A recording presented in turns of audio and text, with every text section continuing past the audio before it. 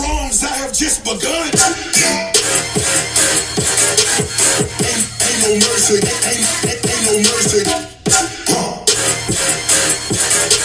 that purple Lamborghini lurking. Ain't no mercy, ain't no mercy. Got that purple Lamborghini lurking. Oh, yes, the Matt Kwazaborski Show calling you live and direct from Arlington, Virginia on a beautiful fall night here on the 20th of September, and the year is 2023.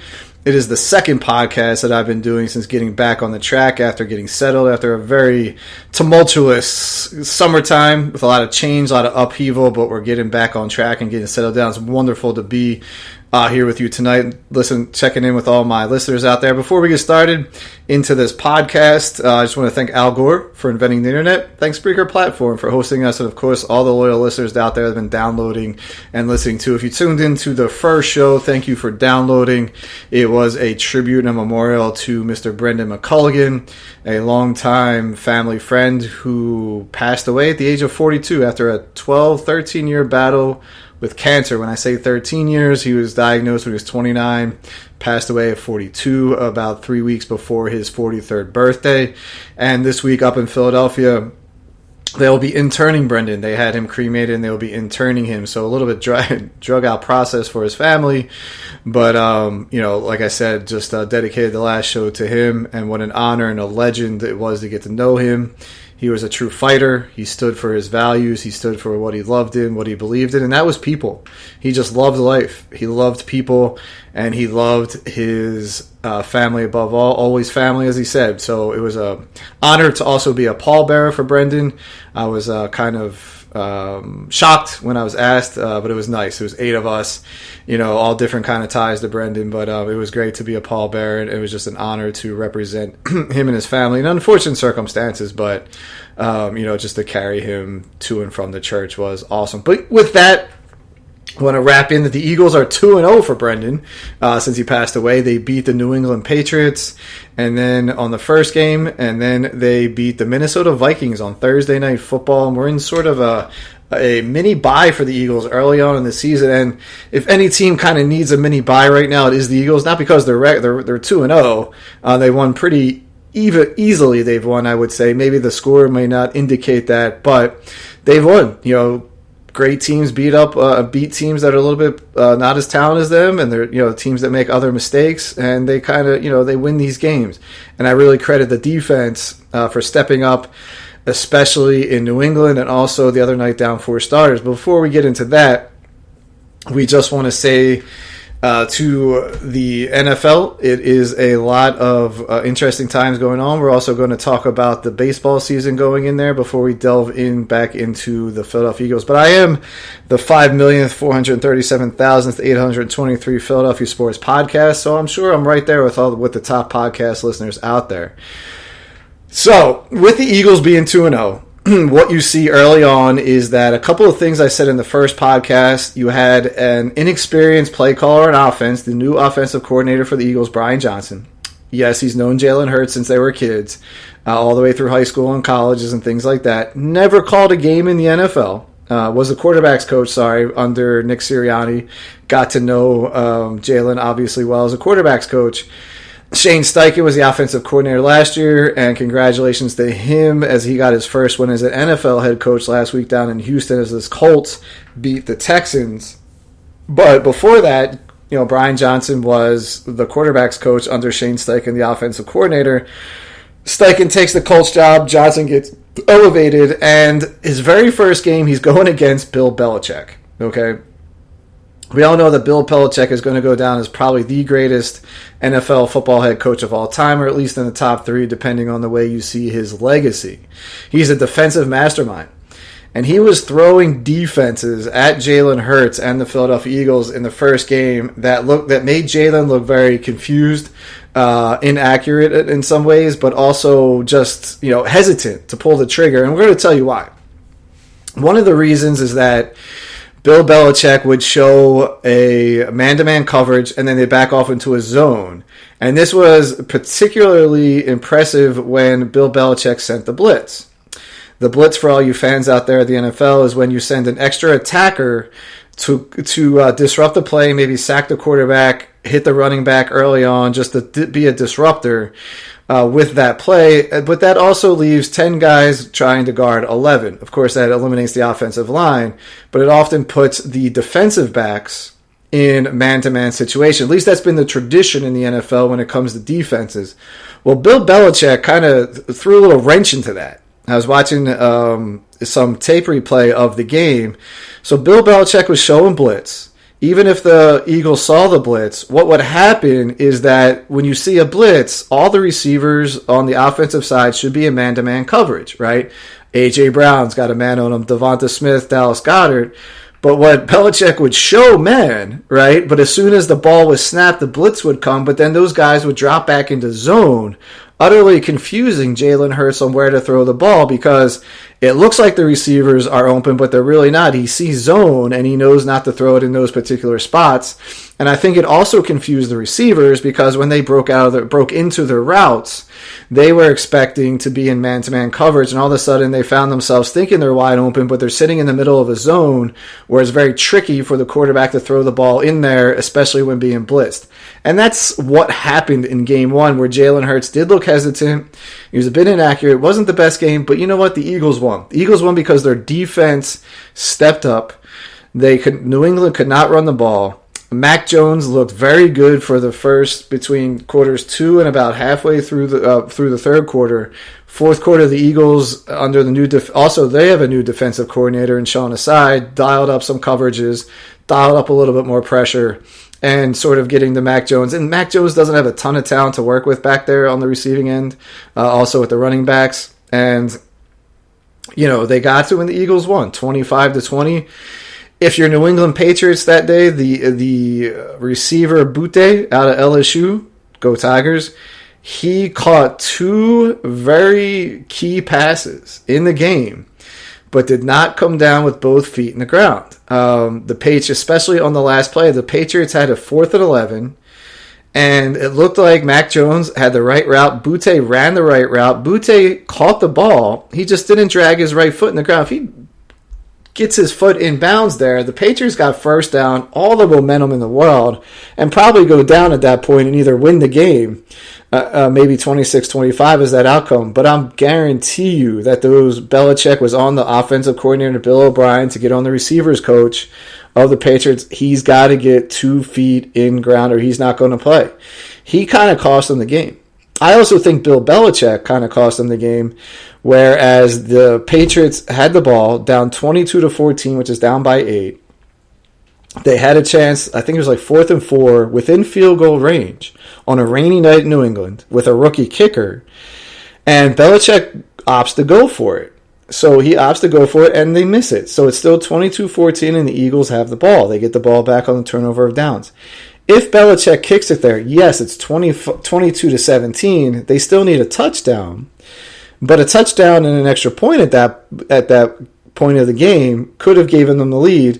And even if they finished at 25-17, they still had a chance to get a touchdown and go for 2.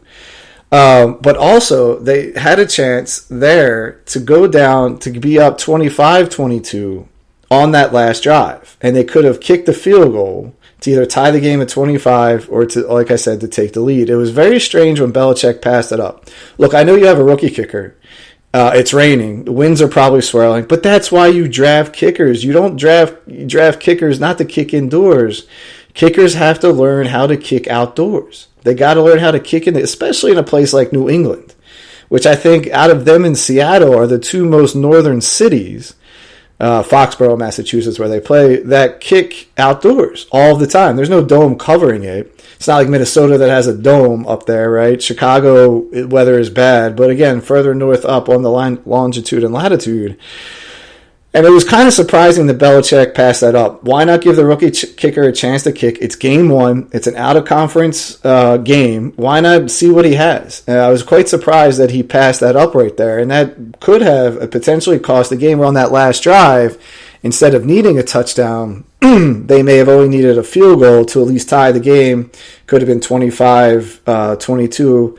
at the one point if he tries to go for the field goal, or 25-23, he could have tried for a game-winning field goal. And that's the point I was getting. Not a touchdown, but a game-winning field goal. Because if you look at the sequence, it was 25-20 they lost. Say they cooked the field goal early in the game. It's 25-23 at that point in the game when the Patriots on their last drive. And instead of having to complete a 4th and 11, which they technically, the guy caught the ball, didn't get his feet in bounds like Butte, they could have easily got for the field goal and won the game. So that was quite interesting part for Belichick not to go for the field goal there, and I think he may have cost the team a win as they're now sitting 0-2 after getting beat in a nice game by Miami Dolphins, who I think right now are the top team in the AFC. No offense to defending champion Chiefs, but they seem like they got their crap together a lot earlier than the Chiefs do. Remember, the Chiefs lost game 1.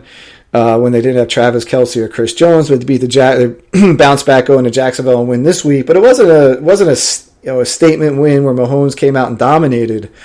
It was a hard fought game, and the Chiefs come out of Jacksonville with the win. The Chiefs defense played very well against Trevor Lawrence to get out of there with the victory. But they're also a 1-1. Second game of the season, I know I played Purple Lamborghini by Rick Ross and Skillrex from the Suicide Squad album, one of my favorite songs. It was not a nod to the Minnesota Vikings. I just like that song, trying new intro songs every year. And what I saw in that Minnesota game, you had a desperate Minnesota team coming into Lincoln Financial Field on short rest. Yes, both teams had short rest. Eagles are down 4 defensive starters in that game, as we talked about. They were out with Dean, out with Bradbury, out with a couple others that were not able to play in that game. And that's kind of tough. That's kind of tough when you're down that against an offense that is potent. It's going into nice weather in Philadelphia. It's not like freezing cold or very hot. And they're able to handle it. They just weren't able to pull it off, the Minnesota Vikings, as the Eagles' run game and defense stepped up again to beat the Minnesota Vikings. The final score, it was 30-24 with I'm pretty sure that was the final score there in that game. The Eagles obviously... I'm sorry, why don't I know the name of that score? 34-28. Sorry, not 30-24. 34-28. The Eagles took advantage also of 4 turnovers that the Vikings had. A lot of fumbles. I think Kirk Cousins threw an interception. And that was what really beat the Vikings. They kept turning the ball over. And you can't win if you don't have the football, right? You can't win the game. But there's a lot of trepidation coming out of that game. I think the Eagles fans are like, okay, let's get this offense on track. Again, the offense didn't look the same, and I'll tell you why. Because the Minnesota defensive coordinator is Brian Flores. Brian Flores learned his defensive scheme from Bill Belichick. So in a way, Jalen Hurts was going against a Bill Belichick defense 2 weeks in a row. Wasn't surprising, and I'll give the Vikings defense credit in that every time the Eagles receivers caught the ball, except for one pass to Devonta, which was a touchdown, Devonta Smith, they kept the Eagles receivers in front of them. And as soon as the Eagles caught the ball, boom, down to the ground, or even if it was on the screen game, if it was on a long pass that was over the middle, it's very rare that the Eagles break tackles. A.J. Brown also broke one for a nice first down that kind of iced the game for the Eagles. But at the same time, I gave credit to the Vikings defense in keeping the game in front of them. Now, the Eagles' offensive line, rolled up on the Minnesota Vikings defense, and they opened it up. They opened up the running game. And here's where I give Brian Johnson, whoever got into Brian Johnson's head and said, you know what, start running the ball. Let's get some running plays in there for DeAndre Swift, coming over from Detroit, but the hometown boy who played his high school football about 3 miles away from Lincoln Financial Field at St. Joe's Prep. He went off for 175 yards. He had 3 yards against New England. So that's a total of 178 yards in 2 games. He's third in the league in rushing, which is sort of amazing when you think about that he only had 3 yards in the first game. Just run the ball, pound the ball, good vision. It was a patient back there and letting the game come to him and letting the runs come to him, letting the blocks open up. And this was after Jalen Hurts was struggling again. The idea is that New England and Minnesota decided to take out Dallas Goedert from the passing game. Goddard had 0 catches against New England, and he had about 6 or 7 catches against Minnesota, but I think for like under 30, 35 yards. which has effectively taken him out of the game. A.J. Brown was visibly frustrated on the sideline as we saw the confrontation. I don't think it was anything to really write home about. He only had 28, 29 yards and a couple of targets. Devonta Smith had the big game. He had 2 big catches, the long touchdown pass and the long completion in the first half. Other than that, Jalen Hurts wasn't really effective running the ball. He also wasn't really effective throwing the ball. But the running game opened it up. And games last year where the Eagles were either sitting on a lead, where they just wanted to run the clock out, they could run the ball. But in this instance, Jalen Hurts has not looked very good in the first 2 games. Now, I'm not worried about him. He just hasn't looked too good. Yet the Eagles went to the run game against Minnesota and were able to run it and run it and run it to get the lead and then keep the lead while the defense stepped up and shut down Minnesota when it could. Of course, you have Kirk Cousins in a primetime game. You're going to shut Kirk Cousins down. He got a meaningless touchdown towards the end to make it 34-28. If they recover the onside kick, maybe that would have been a interesting ending to the game. But again, Kirk Cousins, you look at his stats, 4 touchdowns. I think he had over 300 yards passing, same as Mac Jones, but they didn't get the win. And that's because the Eagles' defense in both places stepped up when they needed to. They gave up a lot of yards to the quarterback, yes. Their secondary is banged up, yes. Their secondary is a little inexperienced, yes. But the defensive line, led by Fletcher Cox, Jordan Davis, and the rookie Jalen Carter, who right now people are saying he could be the next Aaron Donald, which is a huge praise. You're looking at a guy who's now 3rd in the league in hurries. And the reason that he's 3rd is he played 3 less snaps than the guys in the lead. And the guys in the lead are big-time names. I think it's like Bosa, maybe T.J. Watt. Myles Garrett might be up there, but it's Jalen Carter. He's not 3rd in the rookies, 3rd in the league. And he's just disrupting every time he's in there.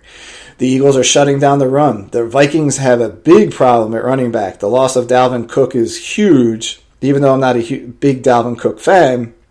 In terms of him being able to play or secure the ball, he's going to get the stats and the yards, but he doesn't really secure the ball. But the other guy, Montas or whatever, he looked overmatched, a couple key fumbles, wasn't able to break anything. He's dropping passes in the passing game, and the Vikings offense is not built around, but that's a key component is the running back, catching balls out of the backfield, in the screen plays.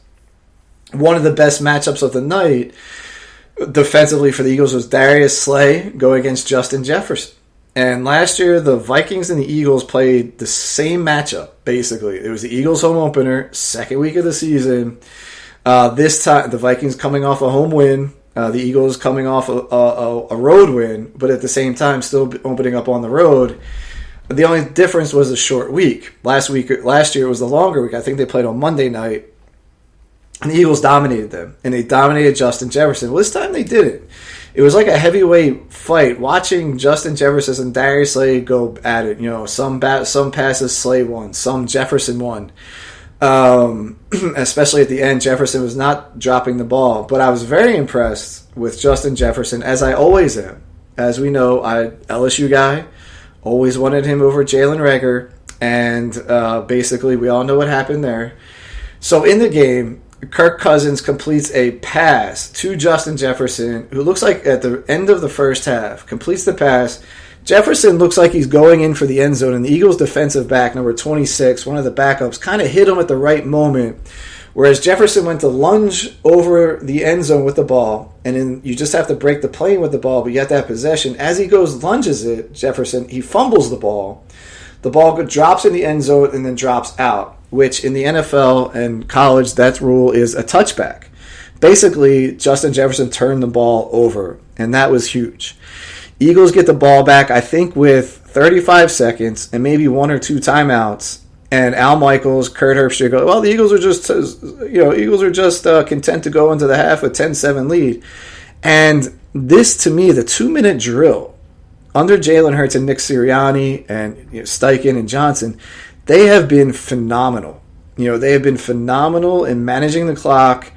They get the ball, they drive it down the field a little bit, they get into field goal range, and boom. Jake Elliott kicks, I think that was a 61-yarder? Yeah, to end the half, Eagles go up 13-7.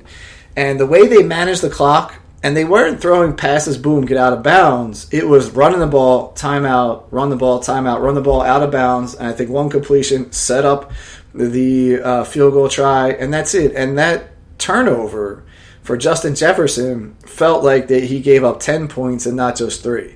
So excellent way. But going back to Justin Jefferson, he was on the sideline. The whole time the Eagles are driving for that field goal, he's saying, he's telling his teammates it's his fault. So my bad, that's my bad. He's telling his quarterback, his coaches, instead of like pouting about it, going to sit on the bench with a towel over his head, he was just very accountable for the mistake that he made in fumbling the ball out of bounds in the end zone, costing the Vikings 6 points there, and then giving back the Eagles 3 points. And it was just great to see.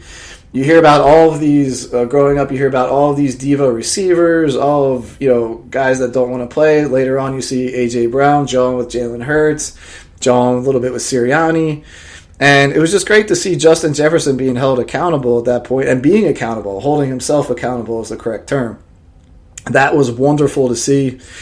And then the Eagles come out in the second half, just grind it down, get a few touchdowns by Jalen Hurts, get those, the tush push, as the play is called affectionately around the league now, kind of like the Philly special, but now it's the tush push.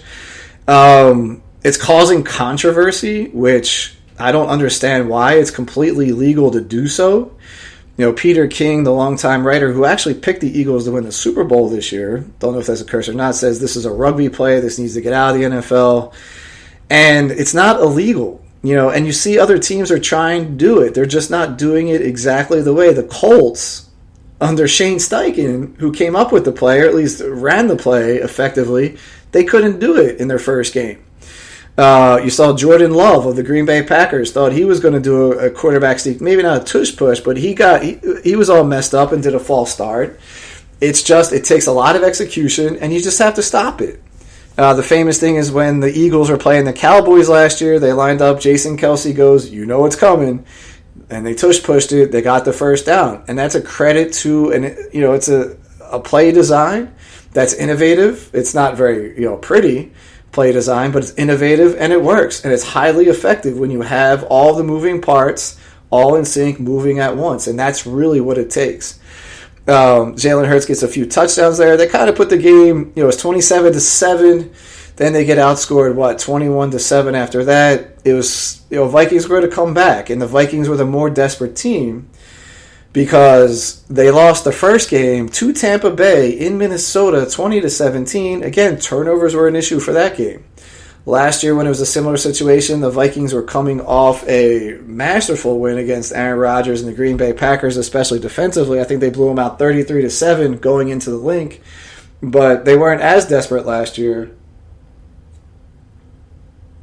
as they were this year. So that is what we see. The Eagles dominating on defense when they have to.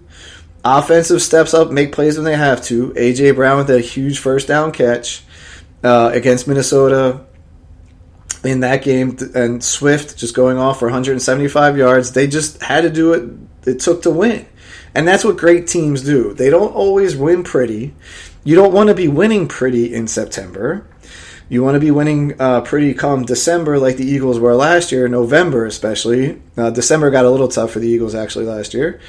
And, that's when the teams peak. You look at the Dallas Cowboys, blew out the New York Giants. They blew out the New York Jets. Are they peaking too soon? Time's going to tell. Time's going to tell. But congrats to the Eagles being 2-0 on a mini-bye. They don't play till Monday night. They play Tampa Bay in Monday night. And Tampa Bay, the organization, kind of screwed themselves. They are calling it the Rondé Barber night, honoring Rondé Barber, who made the NFL Hall of Fame, well-deserved cornerback of the Tampa Bay Buccaneers, whose brother Tiki was a long-time running back with the New York Giants. And Rondé Barber, one of his claim to fame is a pick-6 touchdown against the Eagles in the NFC Championship game way back in 2003 to ice the game. He picked off Donovan McNabb when Tampa Bay went into a frigid Philadelphia and won their first ever game as a franchise under 40 degrees Celsius, or 40 degrees Fahrenheit, sorry. And it was the game where John Gruden gave this rah-rah speech going into the game and everyone thought John Gruden was the greatest coach since Vince Lombardi or Bill Walsh at the time. And, he goes in, more credit to him. Tampa Bay wins 27-10, closes out the vet, rah-rah-rah. But why are you doing... But see, the Buccaneers are adding fuel to the fire with Rondé Barber night against the Eagles. They could have picked any night. Now, I did look at Tampa Bay's schedule. They may never have another Monday night or Sunday night game at home again. This is the time to do it on national TV. That part I get. It just so happens against the Philadelphia Eagles. And there's going to be animosity. The Eagles, even though none of them were around for Rondé Barber's interception, or they pretty much be the oldest player in the NFL, it's going to be used as fuel in the fire. They're honoring a guy who, ended the championship hopes of Andy Reid, his true first shot at a championship where they were favored. And that's the way it's going to go down. So we'll see what happens. Tampa Bay, 2-0. Nice credit to them. They went into Minnesota and won. They beat them 2017, and then they beat up on Chicago Bears with a quarterback who has said he's too robotic back there and pretty much looks clueless, as do most Ohio State quarterbacks. They'll have their game or two. Excuse me, and congrats to C.J. Stroud of the Houston Texans, who threw for 380 yards in a loss against the Colts. Hopefully, the Texans have found someone. Like I said on the last podcast, I'm glad of what they did with the aggressiveness during the draft, trading off for the number 3 pick when they already had the number 2 pick. And, but we'll see how C.J. Stroud goes out. But right now, if you're a Chicago Bears fan, and you see the protection that Justin Fields is getting, the time that he has to throw the ball. He's got some receivers now. He has a tight end in Kmet. He has DJ Moore, who came over the trade for the number 1 pick from the Carolina Panthers. He's got Darryl Mooney back there, who's a good receiver. He's got to learn how to play this position, or his time in Chicago will be up. I give Chicago credit for building around Justin Fields while he's under his rookie contract and see what they have. Instead of doing the reverse, taking Bryce Young with the number 1 pick, trying to trade Justin Fields for, lack of picks. Because at that point, if they did the reverse, Chicago, and had the number 1 pick and stayed at number 1, took Bryce Young, then what are you going to do with Justin Fields? You're going to trade him to Carolina at 9 and then go from there. Maybe Carolina doesn't even want Justin Fields. So I thought it was a good strategy by Pace, who is the Chicago Bears general manager. It's just that they could be suffering through another season with a bad Ohio State quarterback. That being said, you never know. But the Eagles go in to face Tampa Bay on Monday night. Eagles are a 6.5-point favorite, I believe, at this point.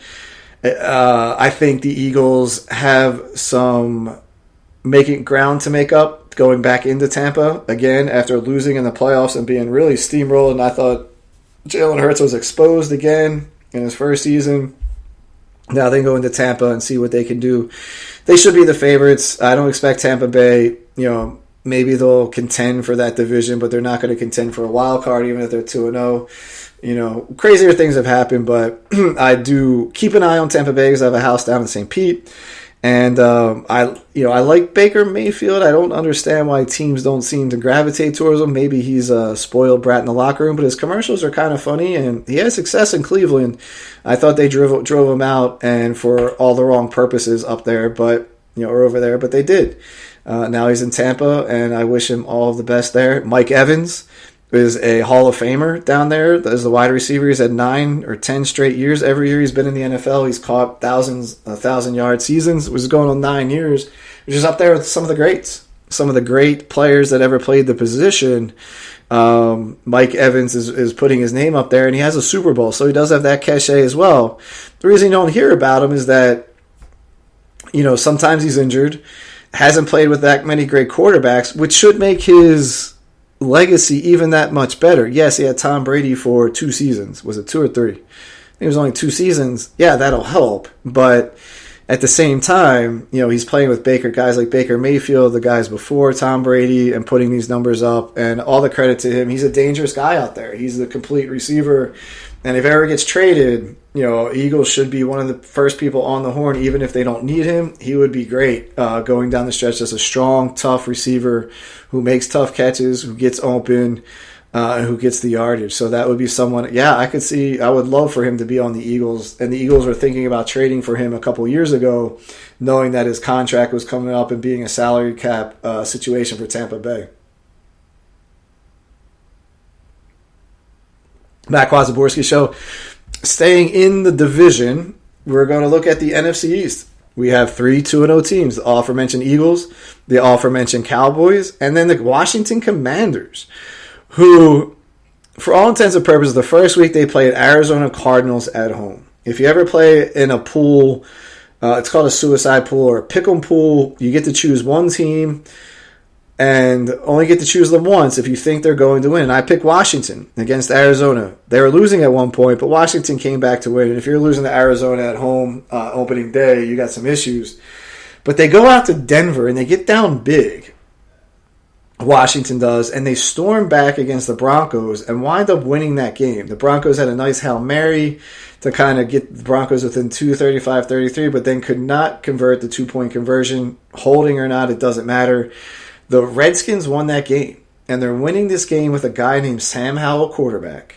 Sam Howell, who played, I believe, at UNC, I think he was a 6th-round draft pick, and he has played, he's 3-0 as a starter for the Commanders. He started the last regular season game last year and the first 2 this year. And it's one thing to be in Arizona or playing a meaningless game at the end of the year, but to go into Denver, and I don't care how bad the Denver Broncos are, to go into Denver with that altitude, that's what really plays a factor against a supposedly good Denver defense. And to come back and win that game, man, all the props to Sam Howell. We love the running back. I think it's Brian Robinson Jr. He runs hard, he runs strong, and he runs fast. He's not like a heavy. He's a guy who runs kind of fleet of foot, but is a pretty solid guy. Like, rock solid. Like he doesn't look like he's pounding his legs. Like if you look at Najee Harris from the Steelers, he runs similarly, but Harris looks like, man, he's putting a lot of effort into every push, like lifting the legs. Robinson kind of runs naturally fast, and what a credit to him to being back in the NFL. Last year, at the beginning of the season here in Washington, he was the victim of a carjacking at a gas station and was shot in the legs, and came back that season and had a decent season. He was back by, I think, mid-season. I think his debut was against the Eagles. Maybe not. I don't know. He came back mid-season last year, and he's a great player. They got Terry McLaurin on the wide receiver, who's probably their number one player on offense in terms of skill positions, Curtis Samuel. They have Jordan Reed at the tight end position, who's a good, solid tight end, provided he can keep healthy. And you see Chase Young back on defense, who's wrecking a little havoc there in Denver. And there's Montez Sweat, Jerome Allen down there on that defensive line. And Washington did the right thing, building that defensive line and making them a stout defense. If you look at the San Francisco 49ers and the Eagles, you don't have to have a killer secondary if you can get pressure on the quarterback all the time. And that is a good young Washington defense. It's great to see Chase Young back, who tore his knee up. Then I think he had concussion issues, knee issues. Good to see him back. The number 2 overall pick a couple years ago out of the Ohio State University, who does produce some fantastic defensive players. They just do not produce quarterbacks into the NFL. So happy to see Washington doing better under new ownership. The Philadelphia 76ers, New Jersey Devils owners, and local Josh Harris bought the Washington Commanders. And, in Philadelphia, it's kind of a mixed reaction. It's like, okay, so is he going to borrow from the 76ers budget and give it to the Washington Commanders, much like people think we're borrowing from the United States budget and give it to Ukraine? Doesn't work that way. And Harris has taken two bad teams in the 76ers and the New Jersey Devils and built them into playoff contenders and championship contenders, maybe a degree or two off of the actual championship, but they're on their way. He's an owner that seems to hire the right sports team executives and gets out of the way and lets them do their own thing, because he's a sports guy, but he's not consumed by sports. He has his claim to fame as a real estate developer, then a hedge fund founder, and all the right things. And Philadelphia has a reputation for, he just wants to make money. That's true. What owner doesn't? But you cannot say he's just ignored the team and not tried to win. that is the other thing. Like, he has, he's put the people in place that he thought could bring the Sixers to the championship contenders. And those guys, Sam Hinkie, Daryl Morey, they've helped build the 76ers to where they are now and to being legitimate playoff contenders every year and also potentially championship contenders. A lot of people had the Sixers in the finals last year. We all know what happened there. And with the New Jersey Devils, he took a team that was on the downside of it, got out of the way, and the New Jersey Devils are, again, they're sort of like the Sixers. They're built to win sooner rather than later, but they're just not over the cliff yet to be the top contenders, mainly because of the teams in the way, but they also have a younger core. But that young core of the Devils, man, that's really good core. That's an exciting core if you're New Jersey Devils fans. Their window of opportunity, I think, is just opening off, whereas the Sixers are sort of closing, and I think that's the difference between the 76ers and the New Jersey Devils. But for the Commanders, it's all new. We'll see what he does. It looks like he's going to keep the current management in place, which in the NFL is a good thing to do. If the Commanders fall out of playoff contention, you might see some changes, starting from the president, general manager, Ron Rivera, who is the coach, the head coach of the Commanders, and we'll see what Josh Harris does, because it's not like he's running into a bunch of bad coaches. Ron Rivera is a proven coach in this league. He may not, be the best coach. He knows the game. He knows how to motivate his players. Might not be the best strategist, but he's up there. It's hard to fire a guy like Ron Rivera. He has an offensive coordinator coming over from Kansas City Chiefs, Eric Bieniemy, and Bieniemy came to Washington knowing that he was a head coach in waiting, most likely. Before Bieniemy was hired by Dan Snyder, so it's an interesting dilemma, but it's a good dilemma for Josh Harris to have. He's not like coming into a situation where Brett Brown was in over his head as the Sixers coach when they got better and they really didn't have anyone to turn to on the bench.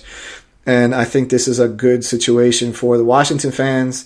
Have to be kind of looking up. Will they challenge Dallas for second place? Most likely not. Could the Giants overtake them? Yes, absolutely. The Giants could, even sitting at 1-1. But what a win for the New York Giants, coming off a disastrous, historical loss to Dallas Cowboys on Monday Night Football last week, 40-0 at home. Like, my God, or Sunday Night Football last week, because then you had the Monday night debacle when Aaron Rodgers on the same turf ruptured his Achilles.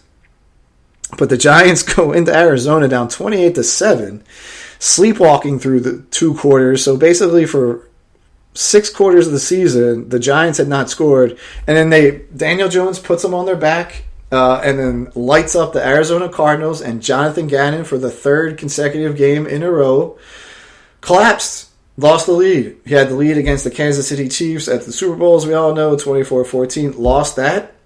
Had the lead against Washington at home, on the road in his season debut, lost that. It was up 28-7 with a guy named Josh Dobbs as his quarterback that he traded for in training camp. In training camp, they traded for Josh Dobbs, went in 28-7. Giants, led by Daniel Jones, come all the way back. They win that game 31-28, and that would have been a disastrous start for the New York Giants if they lost to Arizona. It's one thing to lose to Dallas at home, an historic loss like that. That doesn't bode well, especially how do you lose that bad a season debut at home? But those games do happen. Those games from time to time do happen, and you just, what do you do? At that point, you either throw the tape out, say come back, or you scrutinize everybody, rah, rah, rah, whatever. But to be losing to Arizona 28-7 on the road in Arizona, like, oh my gosh. Because, first of all, they got out of New York, out of the scrutiny. They go all the way west to where the climate is fairly decent. And it's like you're getting blown out by Jonathan Gannon and Josh Dobbs. Thankfully, the Giants came back, even though it doesn't help the Eagles. Come back and win that game, so they're sitting at 1-1, and Arizona is 0-2, and it couldn't happen to a nicer man than Jonathan bleeping Gannon.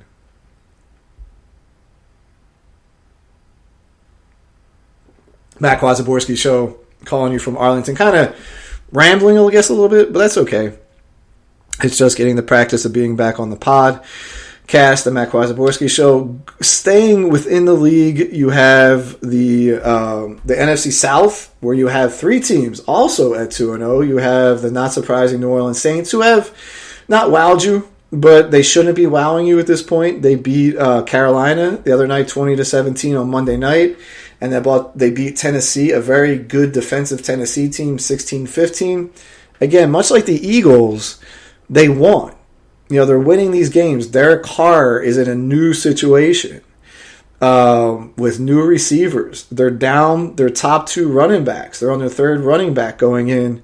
They were winning in Carolina fairly easy, 20-9, and for some reason the New Orleans defensive coordinators decided to sit back at a prevent defense, and it almost cost them the game as Carolina got within 3, and an onside kick recovery would have given Carolina a chance.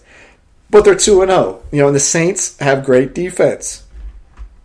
And that's how they're going to make their bread and butter as Derek Carr, gets his feet under him in this offense, gets used to his receivers. It's one thing, you go in the offseason, let's throw around the ball with Chris Olave and Michael Thomas, and you get your receiver and Jimmy Graham out there. But until you're in the game, that's when the chemistry really starts to build. That's the only chemistry that counts. And you can only do that in a game. Not in practice, but in a game. We're talking about in the game there with the New Orleans Saints. You have the Atlanta Falcons, gritty, great comeback against Green Bay Packers. They were down, I think, 24-18, or even go back 24-12 maybe. And, I thought Green Bay and Jordan Love looked fantastic the first week. Desmond Ridder at home now has not lost a game. They beat Carolina week 1, beat Green Bay week 2 down there in the Dome in Atlanta, and it's a nice, gritty win for them. And they could challenge the Saints for the division. Bijan Robinson looks like everything he was advertised. They have Algare, who is a backup running back. He's a solid complement. You still have Kyle Pitts out there. You have Drake London out there. They have a good, solid offense, and hopefully the defense will come up. But I do want to go back to Jordan Love, and a guy who I said could be the dark horse of the NFL, and he still could be. He gets he wins the confidence of his teammates and of the Green Bay fans. He could challenge for that division title. Detroit, by all sense and purposes, defense is not that great, as we saw against Seattle. But if Jordan Love plays the way he's capable of, he could challenge the division. Now, what I did not like was Jordan Love's body language in the fourth quarter of that game. He did not look inspired. He didn't look like he wanted to be there. And if you're a Green Bay fan and you're seeing him on that last drive, look, Falcons go up, over turnovers. The Green Bay can't convert. Getting the first down in Atlanta can't be stopped on fourth downs, and that's heartbreaking. But he got down 25-24. They get the ball on a touchback, and he just basically doesn't even need a touchdown. He just needs to get in field goal range. And his body language was just like waiting for the play call to come in. He's looking at the score. He's looking at the the scoreboard with the replay, what happened on that last play. He's not rallying his team. He's not getting him in the huddle. He's not getting him off the line quick enough. He's not trying to catch Atlanta off guard. I know they tried a weird quarterback sneak. But to me, I did not like his body language in the fourth quarter of that game against the Atlanta Falcons at all. It's one thing to beat up on the easier teams, but you're going to have these games where it's back and forth dogfight, and you got to show a bit of a fight or look like you want to be there and get that energy. They could have easily, they scored 24 points in the game. They could have easily gotten to field goal range to win that game, and it just looked like he didn't even want to be there. It was very almost like robotic, very much like nonchalant. I did not like that at all with Jordan Love. So congrats to the Atlanta Falcons and Tampa Bay. They're 2-0, beat up on they're 2-0 against the NFC North. And good for them. Now they have a real test against the Eagles coming into Monday night at home in Tampa. So that'll help them. They were able to stay home as the game against the Bears was in Tampa. Now they get to stay home and play the very much favored Eagles, who are playing their second road game out of 3 weeks. Matt Kwasaborski, and I think the Eagles are in Washington the week after that down here. So I guess the Eagles played 3 of their first 4 games on the road, which means more home games in a row back at the other end of the season. Going out west, San Francisco 49ers, clearly the team to beat. They go into LA, beat the Rams fairly convincingly, but congrats to the Rams receiver Nico Ragulo, who has set the rookie record or the all-time NFL record for the most receptions and yards at their first 2 games. Never heard of this guy. It could be another Cooper Kupp in the making. And if this guy is true to what he says, man, congrats to Sean McVay. They know how to develop some receivers down there because Cooper Kupp was an unknown commodity as a 6th-round draft pick, and he played himself into a perennial MVP contender and also has earned the MVP in the Super Bowl when they beat they beat the Cincinnati Bengals a couple years ago. And, Cooper Kupp turning into who is a superstar already, and Nico Ragu could be taking his place. Again, can't get his name right, too lazy to look it up, but we'll see how he does down the stretch. Going over to the much more talented AFC, gotta love the Dolphins. I mean, I think they are right now the team to beat in the entire AFC. Their offense is clicking. The play designs are innovative. The skill positions are loaded. And the quarterback, when he's healthy, he is great. He is accurate. He's getting more confident back there. And if he's able to stay upright and not get injured, concussions, ankles, whatever, Tua Tagovailoa is going to be worth that pick. Jalen Waddle is worth that pick. The trade for Tyreek Hill is worth that pick. Raheem Mostert, getting him off the scrap heap again, revitalizing his career, is worth that pick. And the defense, they have some playmakers back there as well. Some of the guys they've drafted, number 15, I forget his name, coming out of the U. We also know they traded for Jalen Ramsey, who brings leadership and an all-pro mentality to the secondary. And they're going to be tough to beat, man. They went shootout to shootout against the Chargers in LA, which isn't surprising. And then they go up to New England. And they play New England, in a New England type game. They didn't, run them off the field. They just did what it took to win. They had that Belichick defense a bit confused out there on some of the goal line plays. And from the goal line, very hard to score because you have very little room for success, more room for error. And they were taking advantage of it. And the defense kind of just shut the Patriots down. So I think they're the team to beat. Buffalo bounces back with a nice win at home against the Raiders. Great to see that. Great team beating up on a very bad team. Again, I need to see Josh Allen, his mental, hopefully this win helps his confidence, gets his mentality right, and gets the Bills on the right track.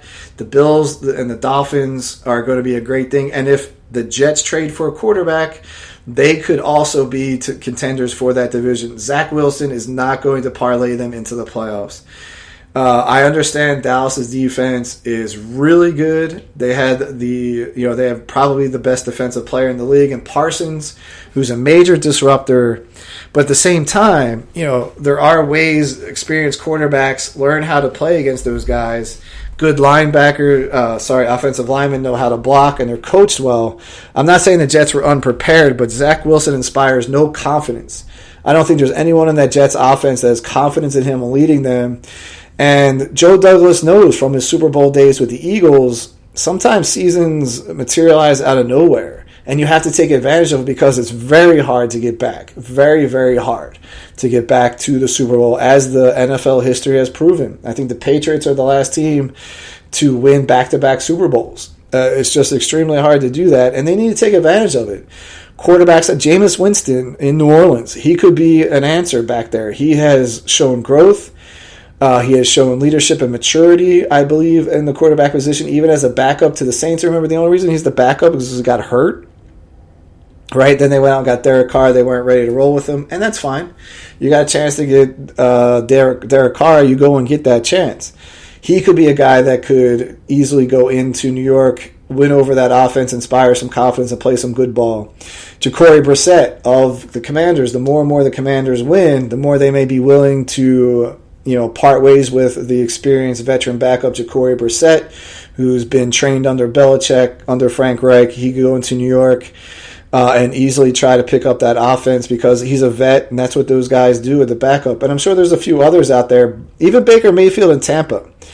That could be an interesting choice because Mayfield in Tampa, he was in a training camp battle with Kyle Trask, the quarterback out of the University of Florida.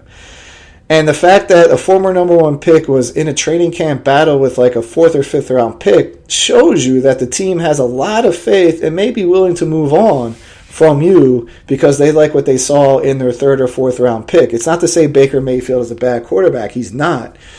put him around the right situation and the right team like the Jets, and he could excel. He was not terrible in Cleveland. I don't know what happened in Cleveland for him to be exiled so fast, but he wasn't terrible down there, and he had that Cleveland offense clicking when it was healthy. And speaking of the Browns, awful injury to Nick Chubb, one of my favorite players to watch in football. He was the running back who suffered a devastating knee injury. There's not even reports on what he did. It just needs reconstructive. His knee is just shot. Reconstructive surgery, which probably will keep him out.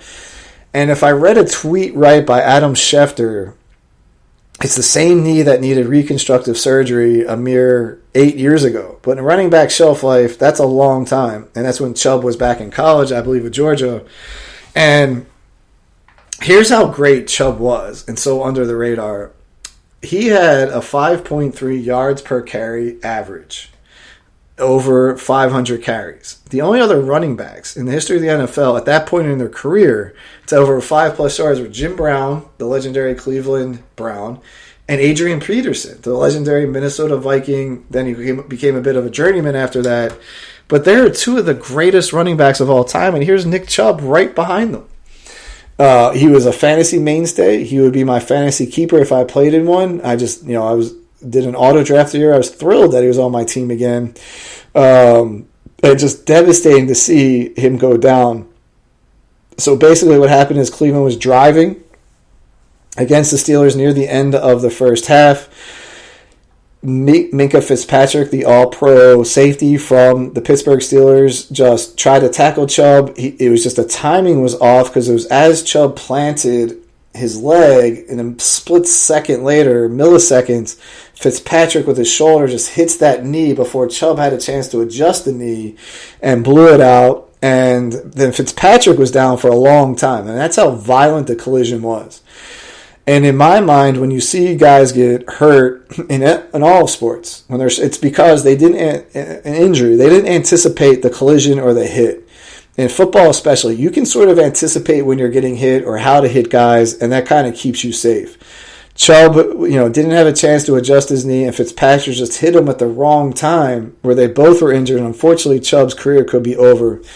The controversy coming out of that was watching the Monday Night Replay, and I think it was Kirk Herbstreit or Troy Aikman, not sure which ones were on the call. And they said, we're not showing that again. We're not showing that replay.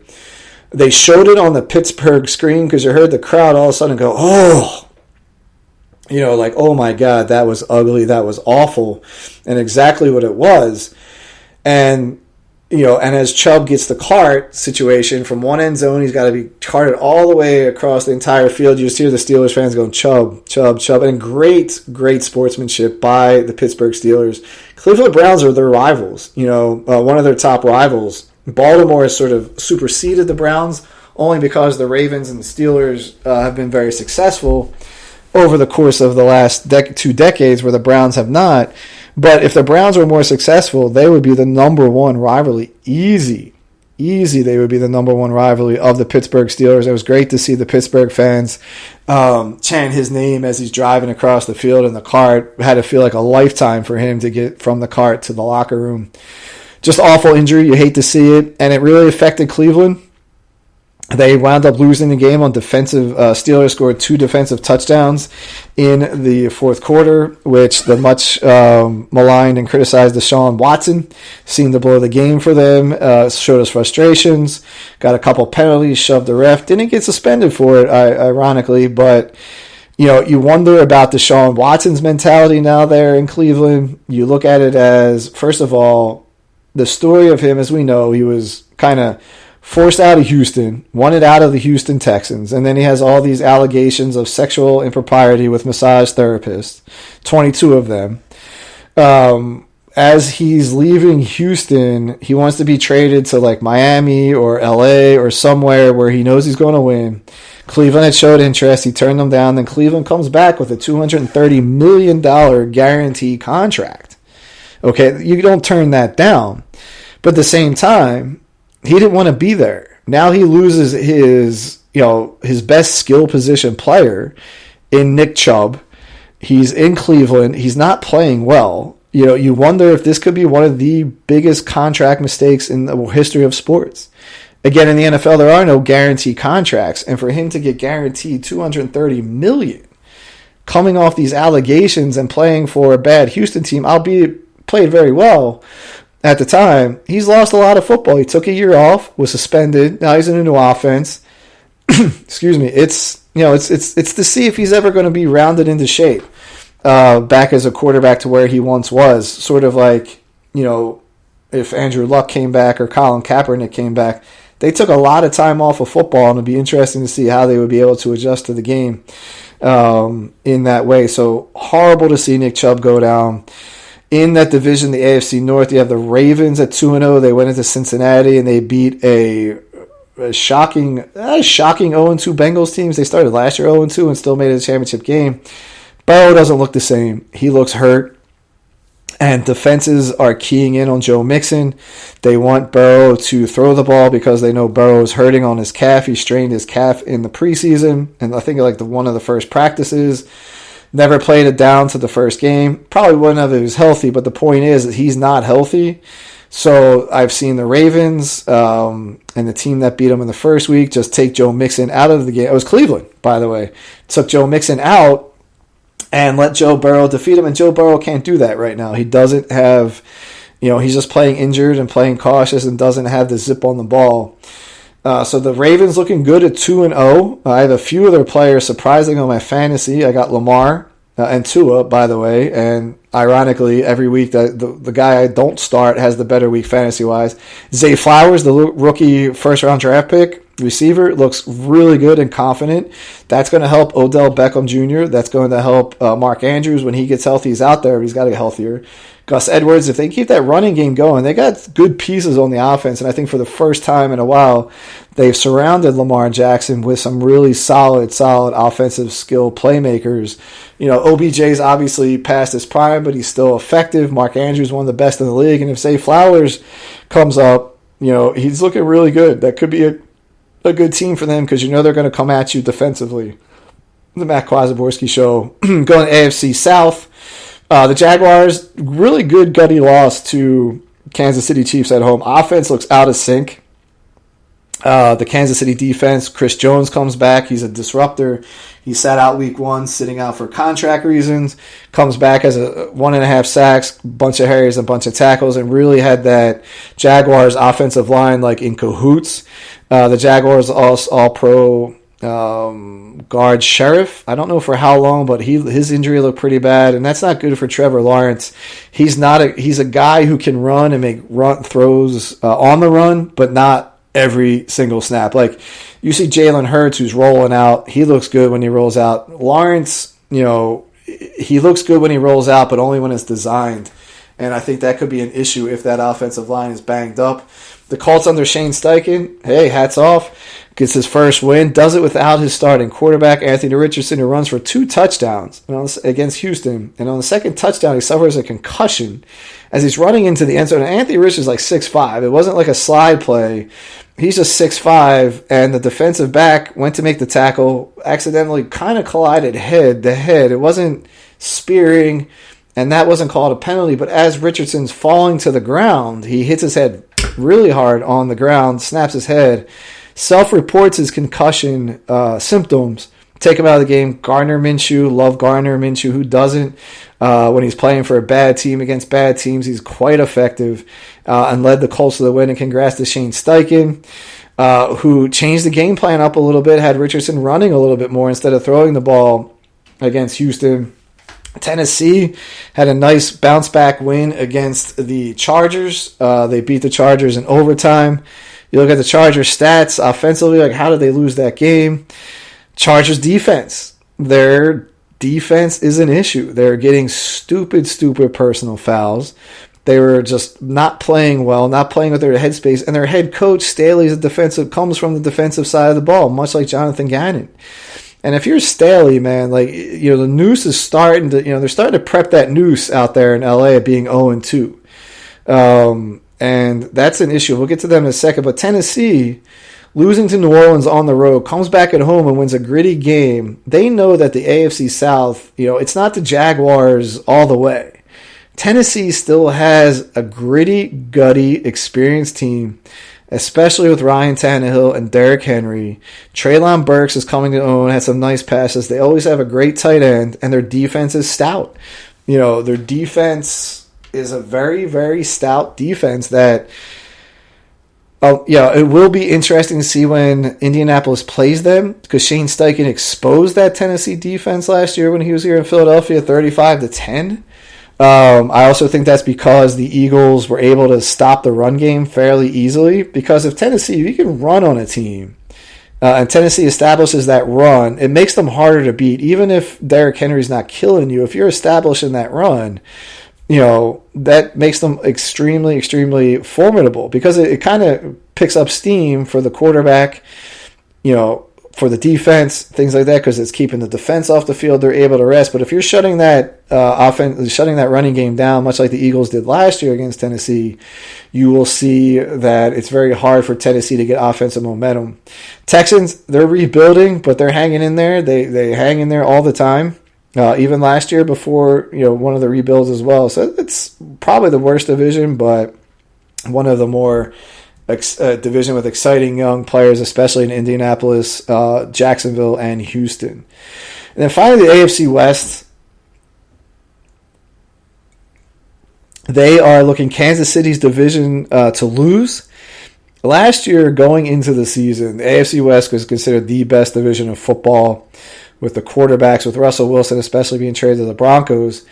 And now you're looking at that division. It's like, okay, the Raiders have already moved from Derek Carr. They signed Jimmy Garoppolo, who love Jimmy G. Jimmy G knows how to win, but Jimmy G's not a guy who can carry a team, never has been, and he's pretty much at the end of the line because of injuries. But then you have Russell Wilson, who, for all intents and purposes, is he shot? Is he shot as an effective quarterback in this league? Los Angeles Chargers have Justin Herbert. Their defense, to me, is one of the reasons they lose games. I don't think it's Herbert. I got to watch more games. Maybe he's missing key throws at key times and moments of the game. I'm not sure. And, of course, you have Patrick Mahomes. No questions there. But I want to go back to Denver and Russell Wilson and Sean Payton, the head coach. Sean Payton was a longtime, legendary New Orleans Saints coach, just retired 2 years ago from the Saints. Wins the Saints Super Bowl 4 years after Katrina, devastates that city. He comes in after Katrina, rebuilds the Saints, brings in Drew Brees, builds that team, and even in his last year, he had 4 quarterbacks, one of them being Ian Book, and had that team on the verge of playoff berth. And I thought it was one of the best coaching jobs I had ever seen, and everyone kind of knew it was his last year. It was like, he's going to, we thought he would have left the year before. And I had predicted that he would leave the Saints for Seattle for a chance to coach Russell Wilson. Boy, was I right. Unfortunately, he didn't go to Seattle. He goes to Denver. But to this day, I'm watching Russell Wilson last year and this year. And the big knock was that, he's on a new team, is a new system. Nathan Hackett's great offensive coach, sucks as a head coach. But you see some bickering on the sidelines with Russell Wilson last year. Some of the defensive players. Russ Wilson, when he gets to the podium, is very much says a lot, says nothing by saying a lot. I forget the saying is, you're talking loud, but you ain't saying nothing. He doesn't look like he's ever made an impact to win over his offensive teammates or his teammates in general. Man, when you're a quarterback being traded in the National Football League and you get traded or leave for a new team, the first thing you want to do besides asking for the playbook is bond with your new receivers, your new running back, your new offensive line. And to me, it just doesn't seem like Russell Wilson ever took the time to do that. He shows up in the training camp. He's sort of a corny diva, and it's like, and now is his talent shot? He had injury issues in Seattle last year. He hurt his elbow, his throwing elbow, and you never knew if he was the same way again after that elbow. And it doesn't look like he is. He looks timid. Looks like he doesn't really know what to do with the ball. He gets the ball on the snap. He runs around, but he doesn't know what to do with the ball like he did in Seattle. Seattle has good receivers. The receivers there aren't much worse, maybe on equal par over his career that he had in Seattle, saying that about the same amount of talent level. Decent running game. Supposedly we have a good defense, although they got lit up by the Commanders. it's one to wonder why Sean Payton took this job. Sean Payton is the head coach of the legacy where he can call any owner in the National Football League, including Robert Kraft, including Jeffrey Lurie, including whoever else, and was like, I want to coach your team. You would have to say, yes, let me consider this, and most likely you can. Nick Sirianni, you got us to a Super Bowl last year. Sorry, buddy. Sean Payton wants to coach.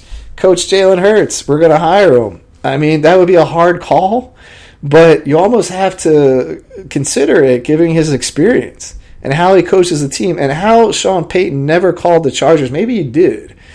And if they did, why the Chargers chose to ride with Brandon Staley and now the new offensive coordinator, Kellen Moore, I'll never understand that. Because the Chargers offense to me is like, besides Miami, there's not a more exciting offense with more exciting playmakers. No defense to Kansas City, who has offensive playmakers, but, they have two names on that offense. And that's the quarterback and the tight end. You go to Miami, you go to the Chargers. They got names at every skill position back there. Austin Eckler, Keenan Allen, Mike Williams, Everett as the Chargers receiver. Like, they're looking good. It's the defensive side of the ball for the Chargers that's been a problem. And that's a problem for a head coach who's supposed to be a defensive guru. It's the Matt Kwazaborski Show calling you from Arlington, Virginia. It's been a long day, a long podcast. I'm already in my 67th minute. I've almost lasted a whole football match, and I'm not talking about American football, which is what I've been talking about for the past 67 minutes. But earlier trends in the league, Eagles looking solid, San Francisco, Dallas looking dominant. In the NFC, nice surprise by the Saints 2-0, nice surprise by the Buccaneers 2-0. And the Atlanta Falcons 2-0 as well. That whole division is going to be, secondary to it's going to be the Niners, Cowboys, and Eagles. Outside shot the Vikings, but they're 0-2. Outside shot for Detroit. Detroit's coming off a shootout loss to Seattle, so maybe their luster's worn off a little bit, even though they won in Week 1 against a undermanned Kansas City team.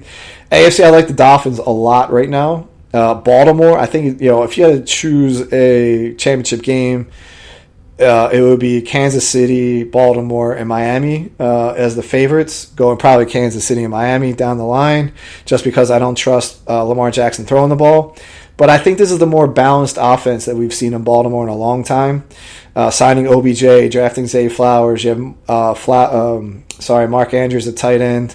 Gus Edwards, if he can stay healthy, they always seem to have a plethora of running backs. Lamar can hurt you, running the ground, as we know, former MVP. So they're a little bit more balanced on the offensive side of the ball. Cincinnati's still Cincinnati, but Joe Burrow's got to get healthy. If he's got to sit out a game, early in the season to rest that calf or get right, you got to do it. The Jets have a chance. They need to trade for a quarterback, though. Until they do that, they will not. Steelers will be contenders in that division.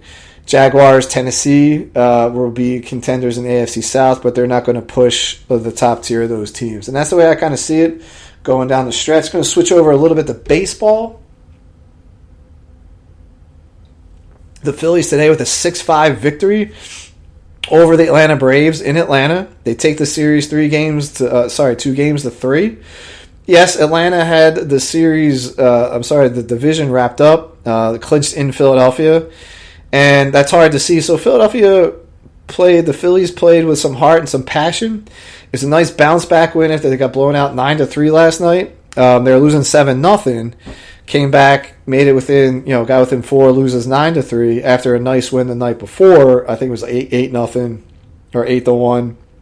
But as I said before in this podcast, the National League pennant is the Braves to lose. Their offense is insane. They have their MVP candidate, Ronald Acuna Jr., who is fast becoming a villain in Philadelphia for all the right reasons. For Acuna, not only is he productive, he likes to mock the crowd and things like that. He's not a dirty player. He's got a little bit of a head case, but he's doing everything. He could become the first 30 home run, 70 steal player in Major League Baseball. I read an article about that. They have 7 guys who might hit 20 home runs this year. That has never been done, and I'm talking about like the 1927 Yankees didn't even do that. The first baseman, Matt Olson, has got like 55 home runs, and he's not even talked about in the MVP. It's Acuna Jr. and Betts.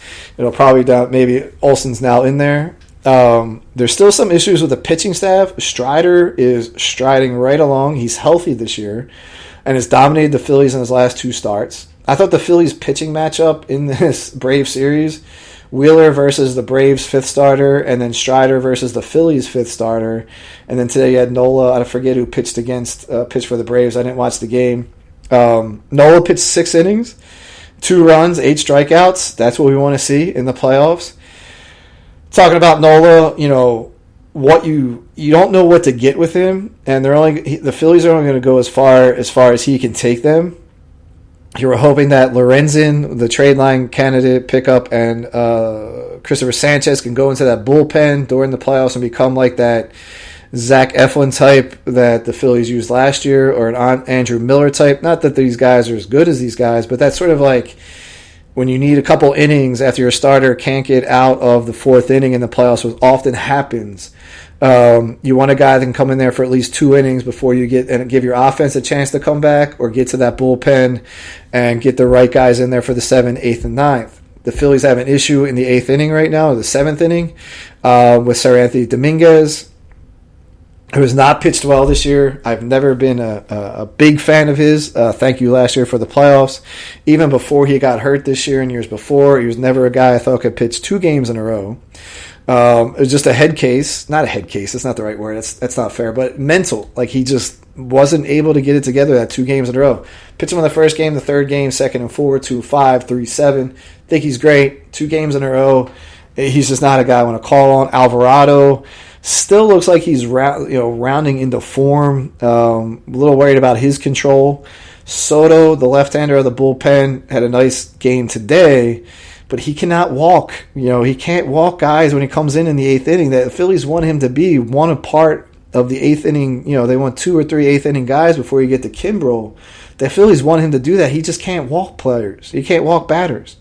Kimbrel showing signs of age, as you will, although it looked like he had a nice game today against the Braves. But at the same time, he's still older, so you're going to need an Alvarado to be your closer once in a while. We need Soto or Sir Anthony to be able to step in when Kimbrel can't go or isn't effective. Phillies at this point of the year, though, do hold a 4-game lead, I think, over the wild card. And I just want to say, like, this race is down to the end of the week is really good to see. It's great to see that games still matter this much, especially for especially for in the National League, for the Miami Marlins, for the Cincinnati Reds, for the Arizona Diamondbacks, for the San Francisco Giants, the Chicago Cubs coming into it, just to see these games meaning things because they've added the 3rd wild card, right? Last year, the Phillies got in on the 3rd wild card, and they got to the World Series. So if you look at the wild card standings now, the Phillies have a 3.5 game lead in over the wild card, right? So right now, it would take them to lose 3.5 games into the standings, basically 4 games to fall out of contention with 2 weeks to play. So they have a 3.5 game lead. They have a 2.5 game lead over the Arizona Diamondbacks.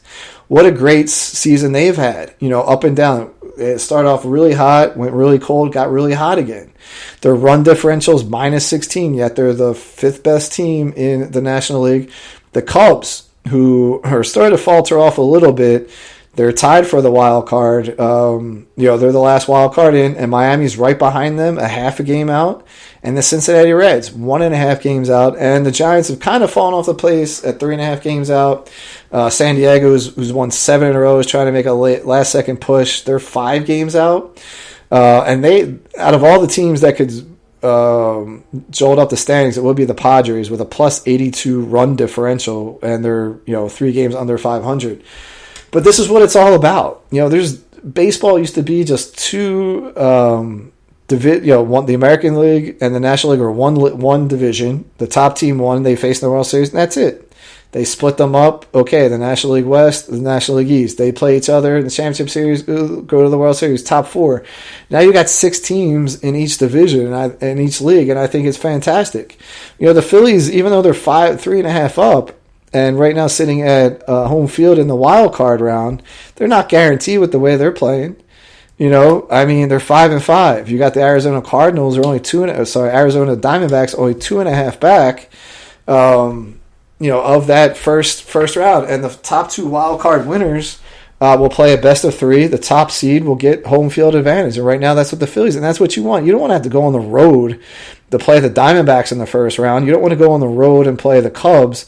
And to be quite honest, I don't want to see Miami. I don't want to see Miami at all in the playoffs because they have some weird juju over the Phillies. But think about those franchises right there: Arizona Diamondbacks, Miami Marlins, Cincinnati Reds. Like, these are teams that really have no chance to make the playoffs in the older format. And here they are going down to the end of the wire with a chance to get into the playoffs. Cincinnati has been down for a long time. Miami, even though they made the playoffs in the COVID year of 2020, they've been down for a long time.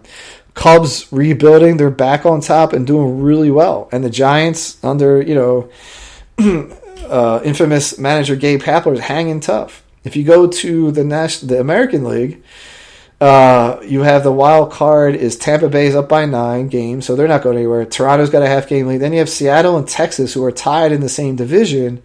Oh, and by the way, in the division, let's see what it says. It is Seattle and Texas are only a half-game back of the Houston Astros for first place.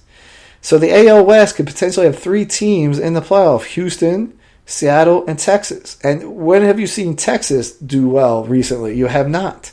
Seattle made the playoffs last year for the first time since 2001. Houston, a perennial contender.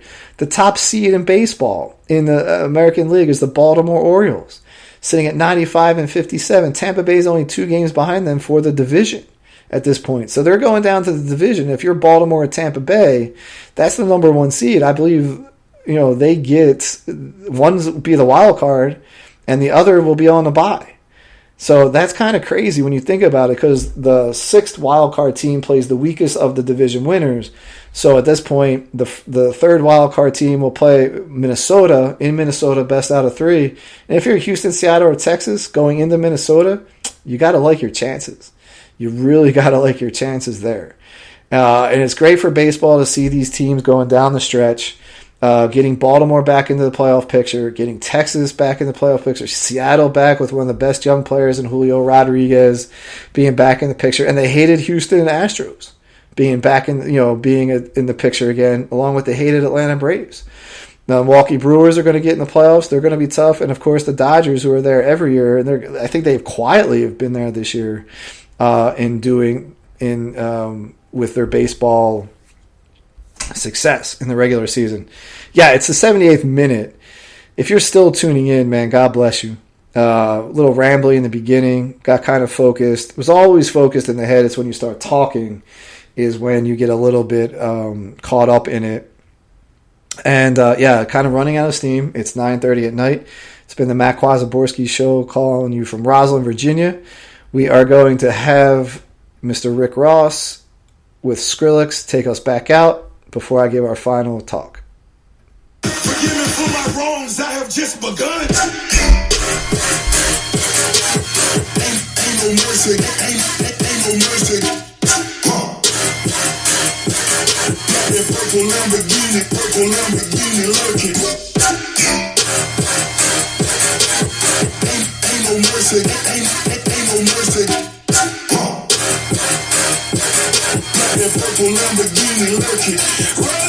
Oh, yeah, it's the Matt Kwazaborski Show, calling you direct from Roslyn, Virginia. I want to thank Al Gore again for inventing the internet. Thank the loyal listeners out there. Remember to inspire the inspiration. Do not wait for the inspiration to inspire you.